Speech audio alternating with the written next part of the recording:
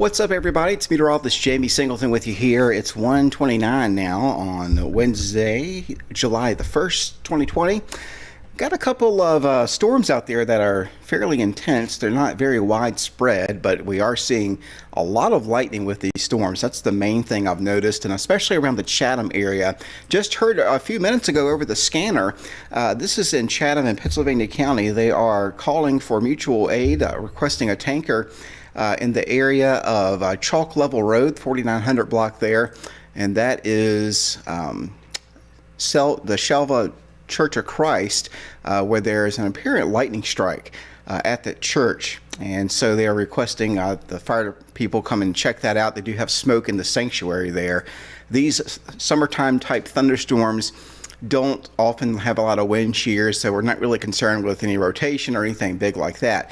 But they can produce a lot of straight line wind damage, and they can produce a ton of lightning this time of the year when all that heat just bubbles up and these storms kind of develop in that heat, and that rising air will create a lot of friction up in the clouds, and different things like that get charged, and you start to see a lot of lightning. We've also got a lot of lightning jumping out of the storm.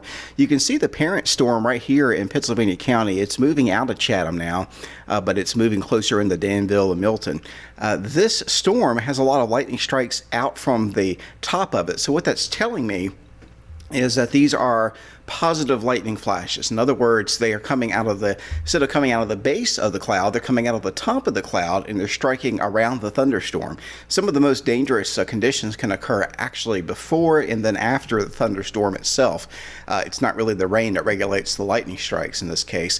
And those lightning strikes that come out of the top of the storm can be up to 10 times stronger than the normal lightning strikes that come out of the bottom of the storm. Okay, so it's just inverse charges that occur there, but because it's coming out of the top of the storm and it's what we call a positive lightning strike, it actually has a lot of power. And typically when you hear the really loud thunder, and you get a lot of damage from these positive lightning strikes. So in my opinion, that may be what happened here, but you can certainly see on the activity there, the plus arrows, and that doesn't really correlate to positive or negative. It's just the way it shows up on my software here. But these are a lot of lightning strikes through Chatham, eastern Pennsylvania County, moving south of Gretna, and probably clipping the east side of Danville here within the next couple of hours.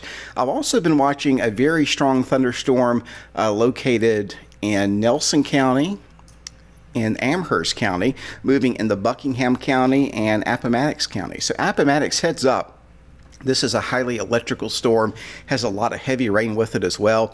It's back building somewhat into the Amherst County area, and it is moving to the southeast. So Farmville to Appomattox, just a heads up, this thunderstorm is going to be incoming here in a very short time. Here's another look at a different radar here, just to kind of show you what's going on. And we do have that one storm again in Pennsylvania County. You can see all the lightning popping up within us. So it just passed through Spring Garden here, but it passed earlier over Chatham.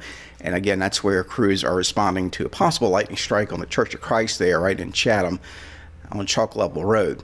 Now this will probably continue moving south. I don't see what's going to cause it to weaken or anything. It will at least probably maintain its strength here as it nears Highway 58 here, coming out of Danville and going into Milton possibly.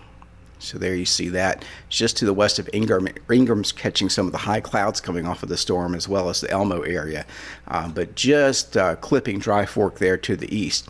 Other storms are expected today. We do have this. If I zoom out, you can see the stationary front that bisects the area. So storms, oftentimes in the summertime where we have little going on, we look for any little minute boundary.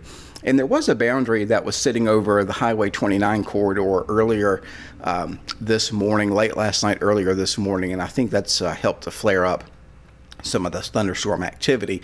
But we'll wait on this to see what happens for the rest of the evening. Let me go back into the Central Virginia storm now. Again, Buckingham and Gladstone getting the storm toga. Appomattox, maybe Prospect and Pamplin with time as the storm continues moving off to the southeast. And again, it's mainly heavy rain, but let's see what the special weather statement says. We've got torrential rainfall and 40 mile per hour winds, pea-sized hail possible with the storm.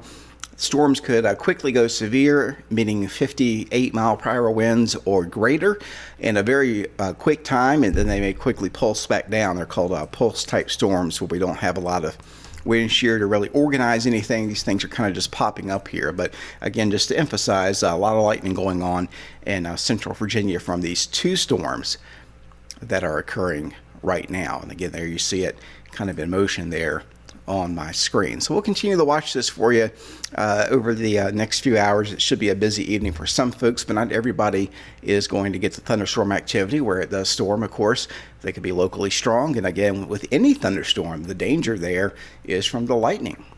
So keeping in mind that, lightning is hotter than the surface of the sun by an amount of up to 10 times and can carry quite a bit of energy with it. So anyway, just updating you on that, and I'll have more updates as needed throughout the afternoon and the evening.